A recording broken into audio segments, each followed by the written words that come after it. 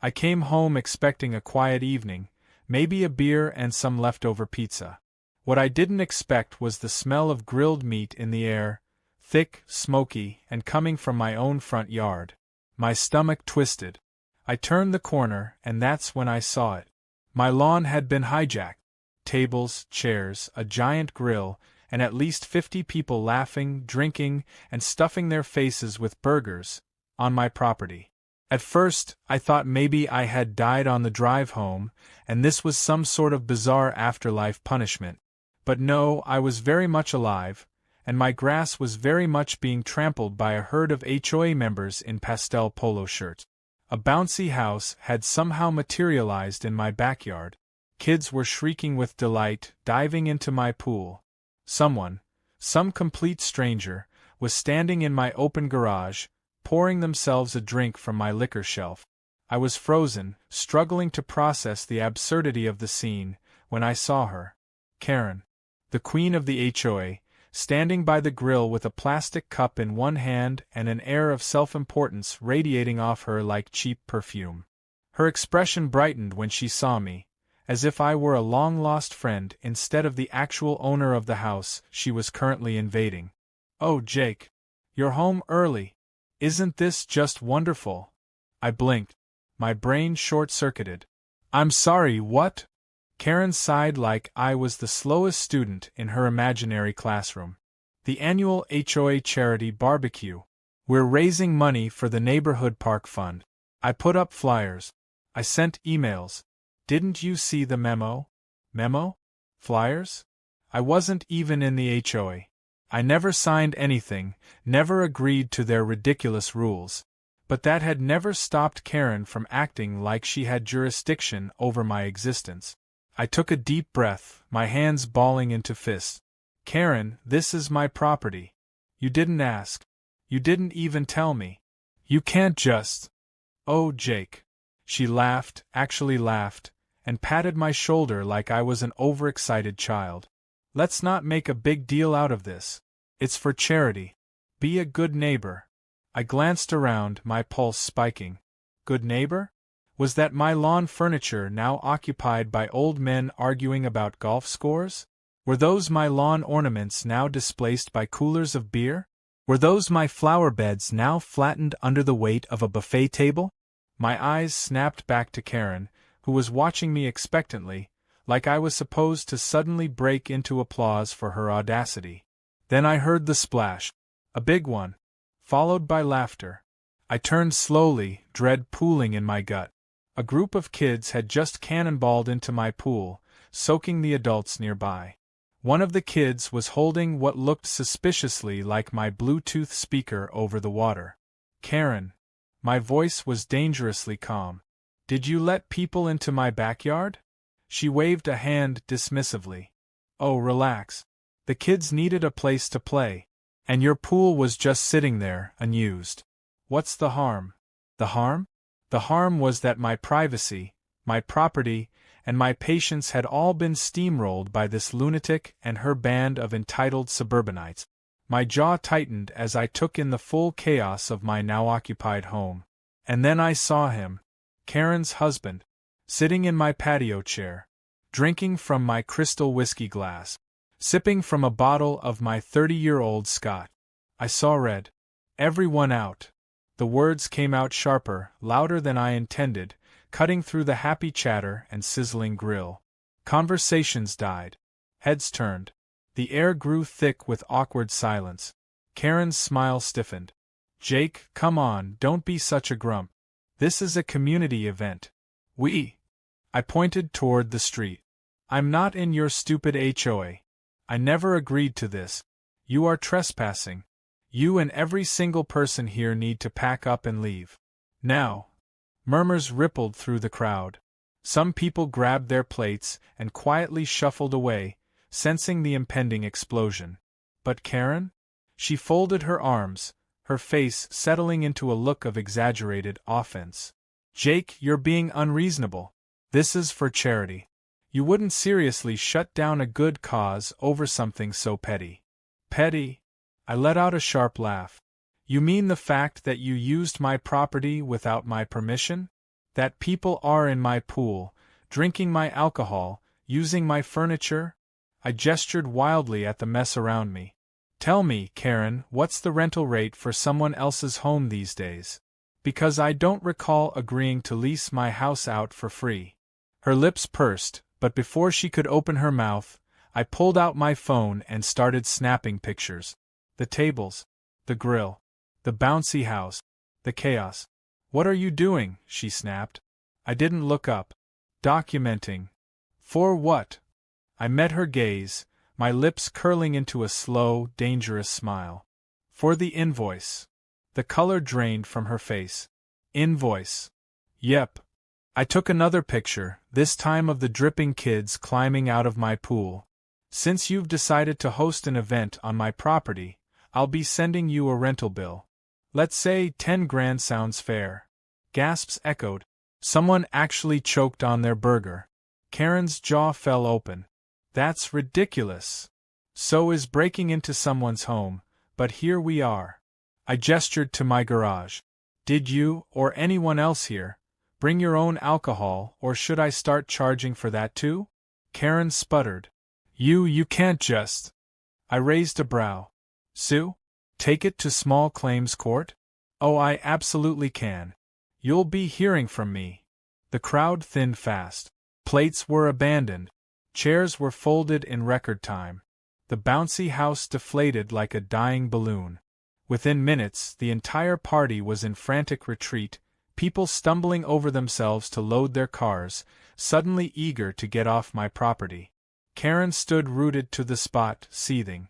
You're making a mistake, Jake. I slipped my phone back into my pocket. No, Karen. You did. And with that, I walked into my house, locked the door, and started drafting the most satisfying rental invoice I'd ever write in my life. The morning after the disaster masquerading as a charity event, I stepped outside to survey the damage. My lawn, once neatly trimmed, looked like a herd of elephants had danced on it. Plastic cups and napkins were strewn about.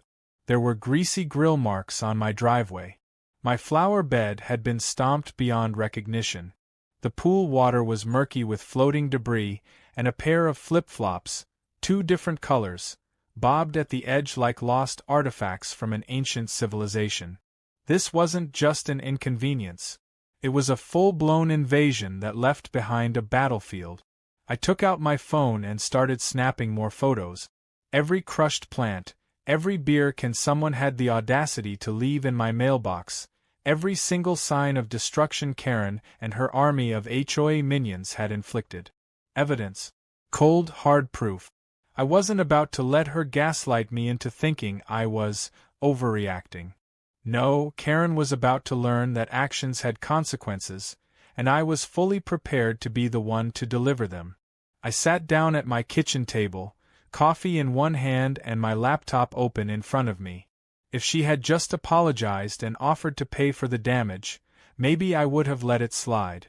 But no, she had doubled down, acted like I was the villain, and treated my property like her personal event venue. That meant it was time to get professional.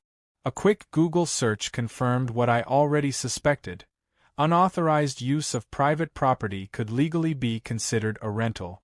I found a local contractor who gave me a quick online estimate based on the damage. Just to restore my lawn alone would cost over $3,000. And that didn't include the pool cleaning, the missing whiskey, or the fact that someone had clearly dented my mailbox while drunkenly trying to leave. I crafted the invoice with care, adding everything up, then throwing in an extra fee for unauthorized event hosting. By the time I was done, the grand total came to $10,000. I smirked at the final number. If Karen wanted to act like she was running a community center, she was about to pay rent like one. With one last glance of satisfaction, I printed the invoice, folded it neatly, and set off to hand-deliver it to the Queen herself. Walking up to Karen's house was oddly satisfying. Her perfectly manicured lawn, the pretentious little sign that read "Live, Laugh, Love" hanging by her door, the obnoxious holiday wreath that had no business being up in March, it was all so quintessentially Karen. I knocked. A few moments later, she opened the door, still in a fluffy pink bathrobe, holding a steaming mug of coffee. The smug, entitled expression she had worn at the barbecue was gone. She looked tired, maybe even a little hungover. "Oh, Jake," she said, blinking in surprise. "Is this about yesterday? I was actually going to come talk to you." I handed her the invoice without a word. She took it, glanced down, and her face morphed into an expression of sheer disbelief. Her lips moved silently as she read, and then she gasped. $10,000? Are you insane? I crossed my arms. It's called fair compensation. Your event damaged my property. My lawn, my pool, my personal belongings. Not to mention the fact that you literally threw a party on my land without permission. Karen let out a laugh, but it wasn't the confident, patronizing one she usually used. This one was forced, edged with panic. "Jake, this is ridiculous. It was a charity event. You can't seriously expect me to pay you 10 grand just because a few people used your yard." "I absolutely can," I said, my voice calm. "And if you refuse, I'll take you to small claims court." Her face paled. "Court? You're really going to sue me? Over a barbecue?" "No, Karen. I'm going to sue you over trespassing, property damage, and theft." I took a step closer, lowering my voice. "You let people into my backyard. You let people drink my whiskey. You let kids swim in my pool, and if something had happened to one of them? If a kid had drowned? You wouldn't just be facing a $10,000 invoice, you'd be looking at a lawsuit that would ruin your life." Her jaw tightened. "This is insane. You're being petty." "No," I said, shaking my head. "You were being entitled. Now you're just dealing with the consequences." Karen's nostrils flared, and she folded her arms like a child throwing a silent tantrum. "I don't have $10,000, Jake. Not my problem. I'll talk to the HOA. Maybe we can figure something out." I scoffed. "Oh, I already know they're not going to cover it. Because I'm not in the HOA. This isn't their problem. It's yours." Her lips pressed into a thin line, and for a moment I thought she might actually apologize, but of course that would require self-awareness, and Karen wasn't known for that particular trait. Instead, she shoved the invoice back at me. "I'm not paying this." I smiled. "Then I'll see you in court." With that, I turned on my heel and walked away, leaving her standing there, her coffee forgotten, her mouth opening and closing like a fish gasping for air. It was a beautiful sight. The next week was a whirlwind of petty satisfaction.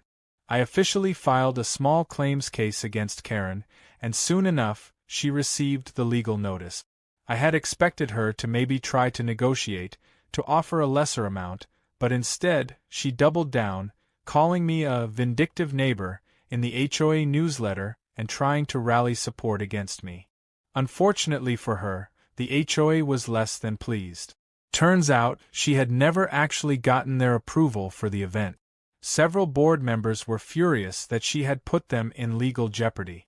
One of them, a grumpy old man named Ed, even came to my house to personally apologize, saying he had no idea she had used my property without permission. Then, as if the situation couldn't get any better, a video surfaced. Apparently, one of the HOA members had filmed part of the barbecue for their Facebook page.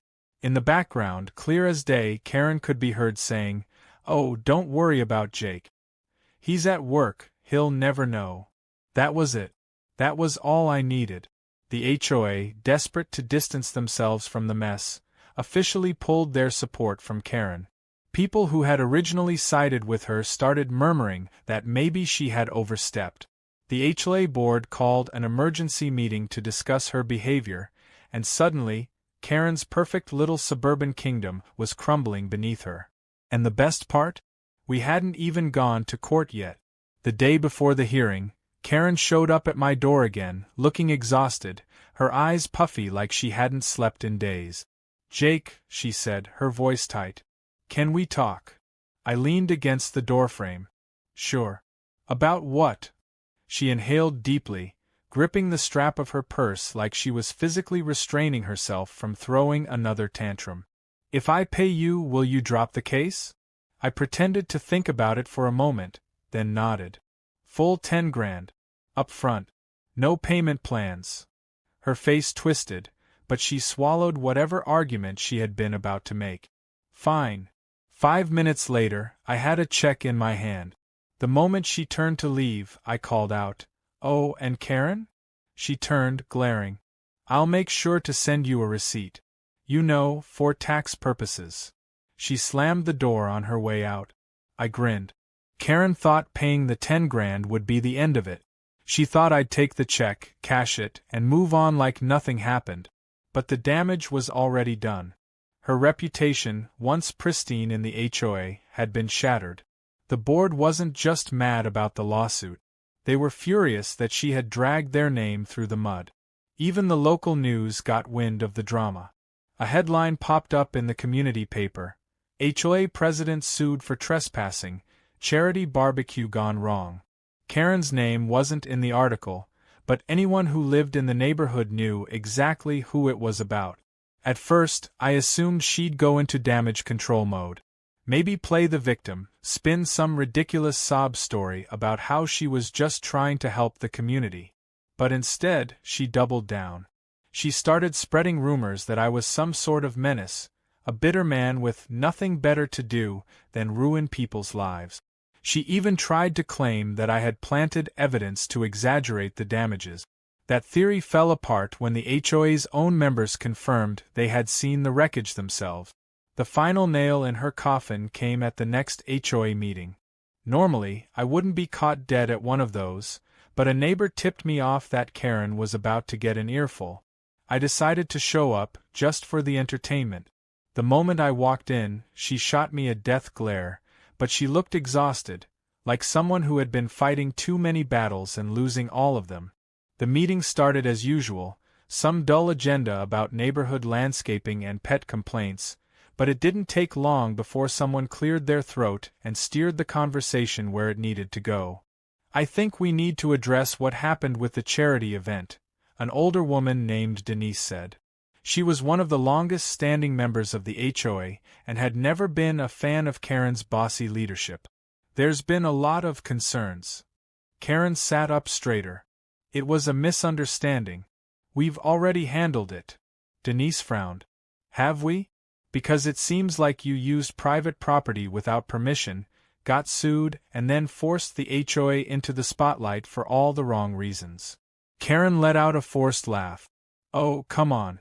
We've all made little mistakes." Denise arched an eyebrow. "Karen, you broke into someone's yard and threw a party. That's not a little mistake. That's insane." A few murmurs of agreement rippled through the room. Karen's confident facade cracked just a little. "I was doing it for charity," she said, her voice tight. A man named Greg, one of the newer board members, shook his head. "That doesn't excuse anything. You knew Jake wasn't in the HOA. You knew it wasn't common property. And you knew he wasn't home. You even said it in that video." Karen's mouth opened, then snapped shut. For the first time, she seemed to realize she wasn't going to talk her way out of this. Denise cleared her throat again. "I move to vote on removing Karen as president of the HOA, effective immediately." Karen's head whipped toward her. "You can't be serious." Greg nodded. "I second the motion." The vote happened right there. Karen, the woman who had ruled the HOA like a suburban dictator, was voted out of her own kingdom in less than 5 minutes. When the final tally was read, she didn't even argue. She just sat there, stunned, like the reality of her downfall had finally hit her. When the meeting ended, I walked past her toward the exit. She glared at me, but it wasn't the usual condescending look. It was something else. Defeat. "This is your fault," she muttered under her breath as I passed. I stopped and smiled. "No, Karen. This is yours." Then I walked out. With Karen dethroned and the 10 grand securely deposited in my account, I did what any reasonable person would do. I threw my own party. A massive one. Unlike hers, mine was actually on my own property, and everyone who had been annoyed by the HOA's nonsense over the years got an invite. The irony wasn't lost on anyone, least of all Karen, who was forced to hear the sounds of laughter and music from her house a few doors down. People brought drinks, grilled food, and even a DJ. My backyard, which had been a war zone just weeks before, was alive with energy. Even Greg and a few of the non-Karen-tainted HOA members showed up. At one point, Denise raised a beer toward me and smirked. "So, did you ever think about running for HOA president?" I nearly spit out my drink. "Oh God, no. I'd rather set my house on fire." She laughed. "Can't say I blame you." As the night went on, I caught glimpses of Karen peeking through her curtains. At one point, she even walked over, as if considering whether she could talk her way into the party. The second she saw me watching her, she turned on her heel and stormed back inside. The next day, I woke up to a knock on my door. I half expected Karen to be standing there with some last-ditch attempt to guilt-trip me. Instead, it was a courier with a large envelope. I opened it up and found an official resignation letter from Karen. Not just from the HOA presidency, but from the HOA entirely. That's when it hit me. She wasn't just kicked out as president. She was so humiliated that she had decided to sell her house and leave the neighborhood altogether. I let out a slow whistle. Damn. I found out later that she listed her house at a panic price, desperate to escape before her reputation got any worse. By the time she finally moved, nobody in the neighborhood even cared. The HOA moved on. The new president was a much more reasonable guy, someone who actually listened to people instead of dictating over them. The neighborhood felt better without Karen's overbearing presence. Months later, I was sitting on my porch, enjoying a quiet evening, when a moving truck pulled up to Karen's old house. A young couple got out, looking cheerful and normal. The woman waved at me. "Hey, we're your new neighbors." I smiled back. "Welcome to the neighborhood." She grinned. "Anything we should know?" I thought about it for a moment. Then I shrugged. "Just don't throw a barbecue on my lawn and we'll get along great." She laughed, clearly thinking I was joking. I didn't correct her. Some things were better left in the past. As I leaned back in my chair, sipping my drink, I took a deep breath. The air smelled wonderful. No stolen barbecues. No HOA tyranny. Just peace, quiet, and the satisfaction of finally winning against Karen. Life was good.